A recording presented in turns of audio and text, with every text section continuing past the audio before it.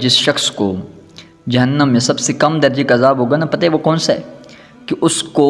آگ کے جوتے پہنائے جائیں، وہ جوتے پہنے گا تو اس کا دماغ جو ہے وہ پگھل کر باہر آ جائے گا، اور وہ شخص پتہ ہی سوچے گا کہ سب سے زیادہ جو عذاب ہے جہنم کو وہ مجھے ہو رہا ہے، یہ ہوگا کہ سب سے جو کم درجے کا عذاب ہوگا وہ اس شخص کو مل رہا ہو۔ پھر باری تعالیٰ اسے فرمائے گا کہ اے فلاں شخص، اب اگر ساری زمین کی بادشاہی تجھے دے دی جائے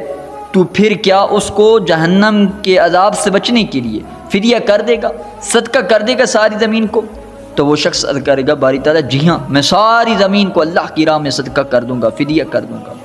تو باری تعالیٰ فرمائے گا کہ اے ابن آدم، جب تو زمین کی پشت پر تھا تو اس وقت اپنی نفس کی مانتا رہا، کفر کرتا رہا، گناہ کرتا رہا، اس وقت تو میری فرما برداری کرتا تو آج یہ جہنم کے عذاب سے بچا ہوا ہوتا۔ تو پھر اس کو کہا جائے گا ذوق انک انت العزیز الکریم، کہ اب چکھ اس عذاب کا مزہ کہ جو دنیا میں